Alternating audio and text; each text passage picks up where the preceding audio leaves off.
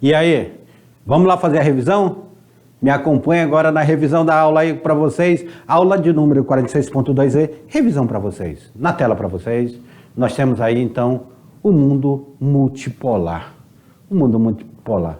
O mundo multipolar, nós vimos a questão do neoliberalismo. Como é que se dá essa questão do neoliberalismo? O que é o neoliberalismo? O neoliberalismo é um novo conceito do liberalismo clássico. Então o neoliberalismo, ele pegou aquele liberalismo de Adam Smith, de John Locke, lá de trás, lá do liberalismo clássico, e ele joga para uma atualidade. Sabe por quê?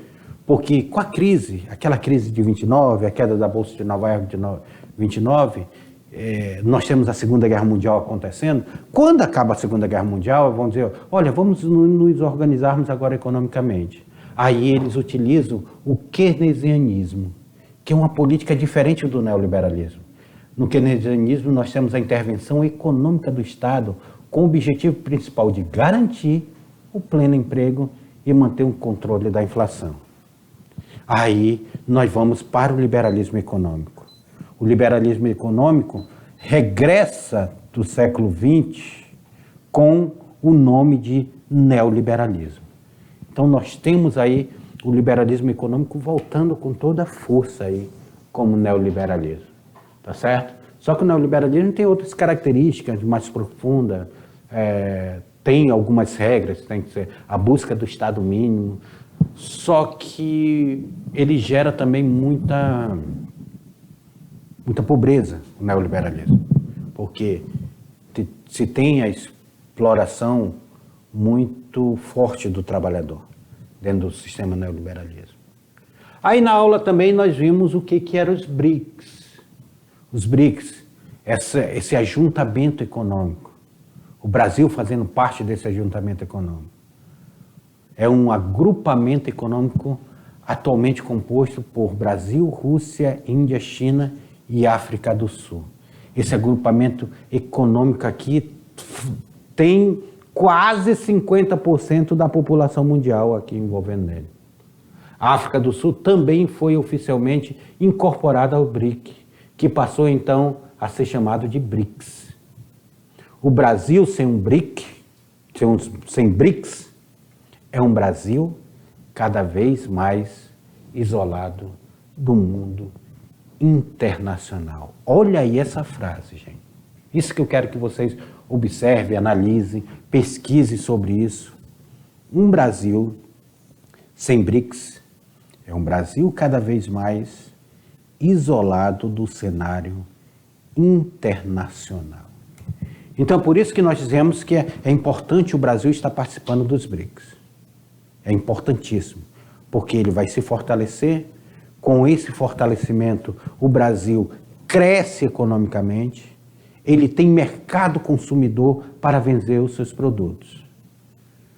A única política que o Brasil precisa mudar agora, que é uma política que já vem de vários governos, não é uma política só do governo atual, mas já vem de vários governos, é a termos só na importação de commodities, tá? Que, como a soja, o milho, a carne. Aqui nós precisamos produzir e vender já o produto industrializado, o produto final. Vender a tecnologia, vender serviço, nós precisamos. A carne ela não tem que ir inteira, ela já tem que ir embalada daqui, já pronta dentro da exportação. Não vender só os commodities, só para vocês entenderem a economia. Mas é algo que o Brasil vai se estruturando e vai mudando. Meus queridos, façam atividade que a gente já volta para a correção.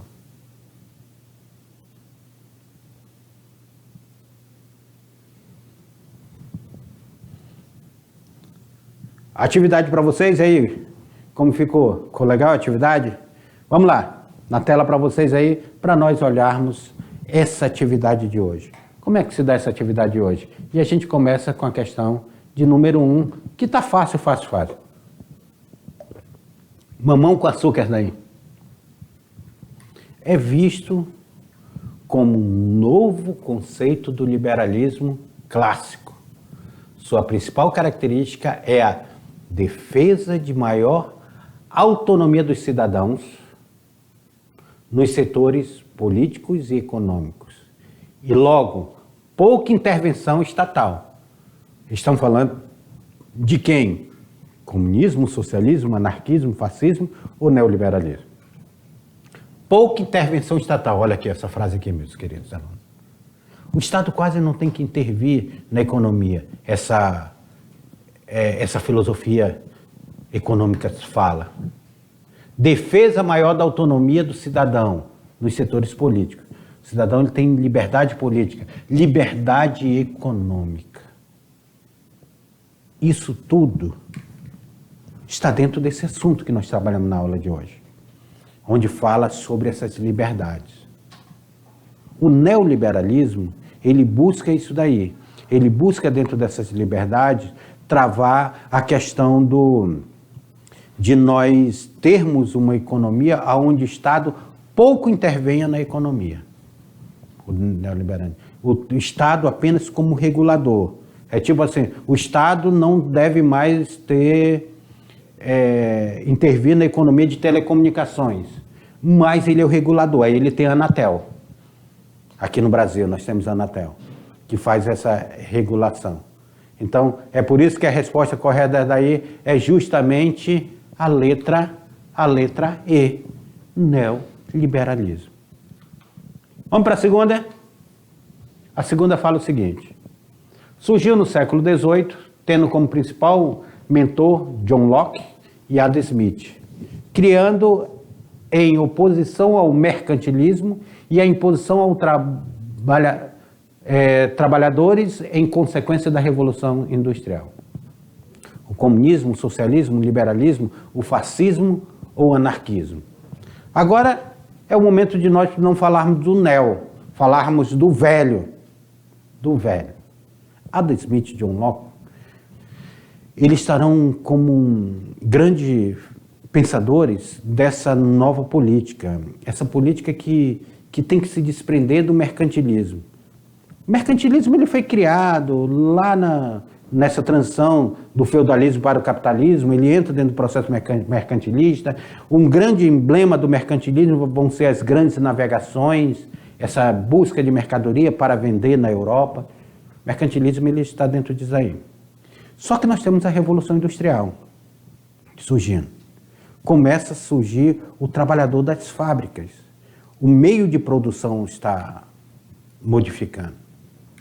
Então agora não se tem mais como seguir o mercantilismo. E esse sistema capitalista que está surgindo, ele precisa de uma proteção do próprio Estado, para que o Estado não intervenha nele. Aí entra essa filosofia do liberalismo econômico. O liberalismo dizia: Estado, não se meta aqui como você se metia no mercantilismo. Estado, aqui eu vou autorregular. Estado, sou eu que vou impor a hora de trabalho e o salário para o meu trabalhador. E o Estado, de uma hora para outra, ele se afastou e deixou isso acontecer. Só que esse monstro ele foi crescendo, crescendo, crescendo. Quando chega em 29, viu que o Estado precisava intervir com a crise de 29. Então, essa filosofia é na tela, para vocês, é justamente o liberalismo. É o liberalismo. Vamos lá para a próxima. Se liga no Enem.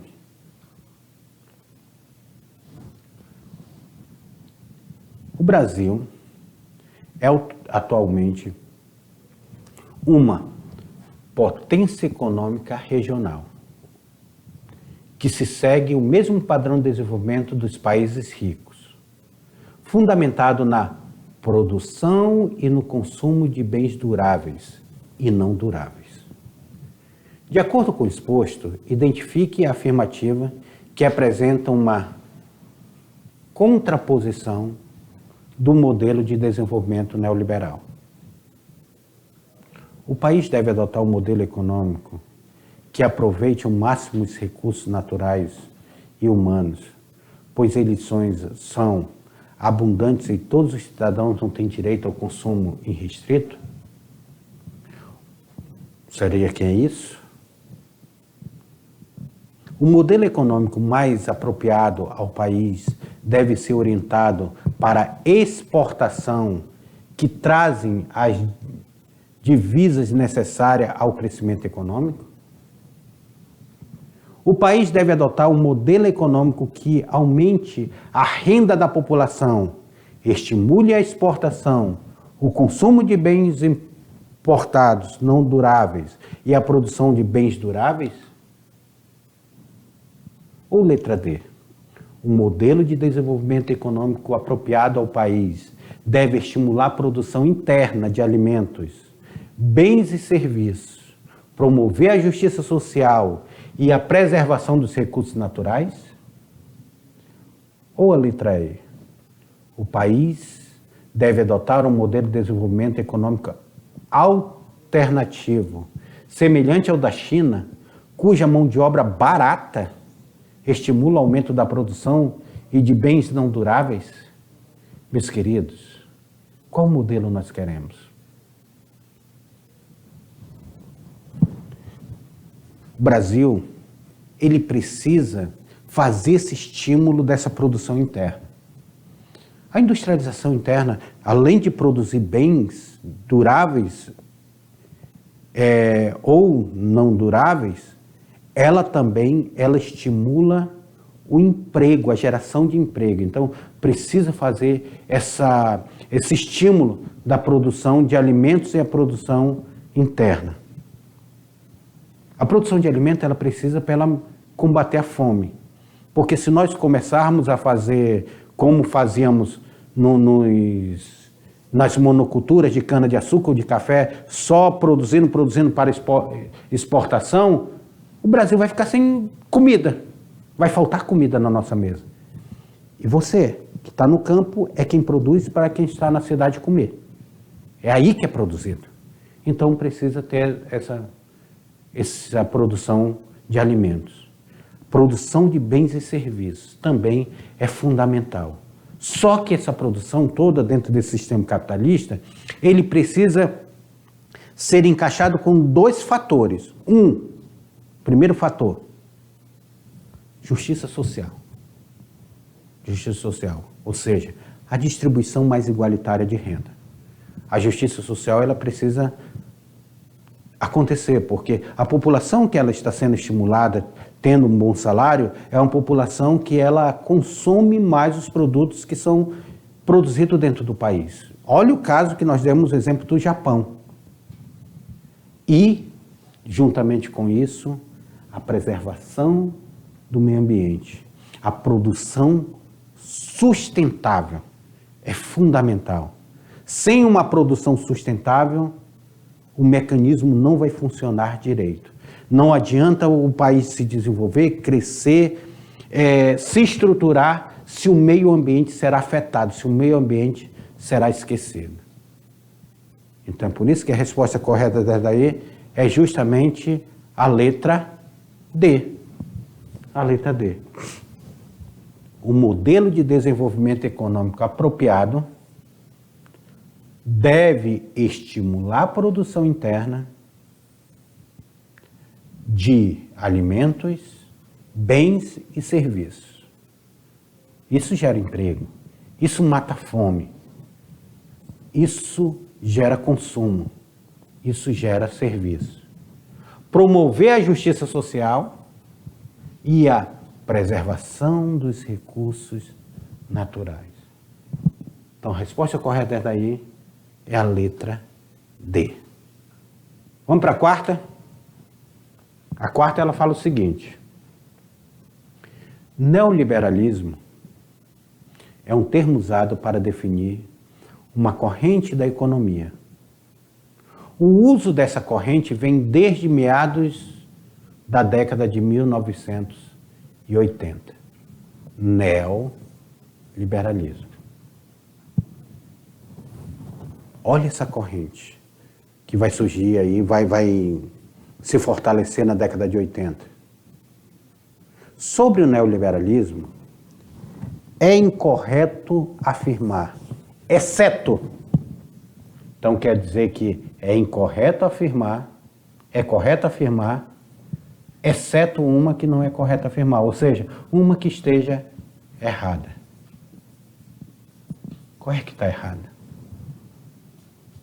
O conceito de neoliberalismo, preconizados pelo consenso de Washington, passar a ser instrumento para a expansão do capitalismo? Seria isso? Os economistas da Escola de Chicago recomendaram que o capital privado passasse a investir em setores controlados pelo Estado? Letra C. O neoliberalismo apregoa o protecionismo comercial, o aumento das leis e normas para entrada e saída de capitais, além de fortalecimento de empresas estatais? Ou letra D? Os países que seguiram a proposta do Conselho de Washington deveriam promover uma reforma fiscal, como também implementar mudanças na Previdência Social, nas leis trabalhistas e no sistema de aposentadoria, entre outros ajustes. Pessoal, lembrando que a questão ela perde o que está errado. Então, vamos lá. A letra A está certo? Vamos analisar a letra A. O conceito neoliberais preconiza, pelo consenso de Washington, passar a ser instrumento para a expansão do capitalismo? Essa está certa. Letra B. Os economistas da Escola de Chicago recomendaram que o capital privado passasse a investir em setores controlados pelo Estado? Seria essa daí? Letra C. O neoliberalismo apregoa o protecionismo comercial, o aumento de leis e normas para entrada e saída de capitais, além do fortalecimento de empresas estatais. O país que seguisse a proposta do Conselho de Washington deveria promover a reforma fiscal. Sim, o Brasil ele teve que fazer a reforma fiscal. Tanto é que nós temos a Lei de Responsabilidade Fiscal, que foi feita mediante a isso. Como também implementar mudança na Previdência. Lembra que Fernando Henrique Cardoso fez a Lei de Responsabilidade Fiscal, fez a reforma da Previdência Social, a primeira reforma, além de leis trabalhistas e no sistema de aposentadoria, entre outros. O sistema de aposentadoria deixou de ser por tempo de serviço e passou por ser por tempo de contribuição. Então, houve toda a mudança. Então, meus queridos alunos, a questão incorreta dessa aí é a letra C, que fala sobre fortalecimento de empresas estatais. Não tem nada a ver com neoliberalismo. E assim, chegamos ao fim de mais uma aula de História. Eu espero que vocês tenham gostado dessa aula. Qualquer dúvida, só é mandar dúvida para nós que nós tiramos. E eu espero vocês na próxima aula. Até lá!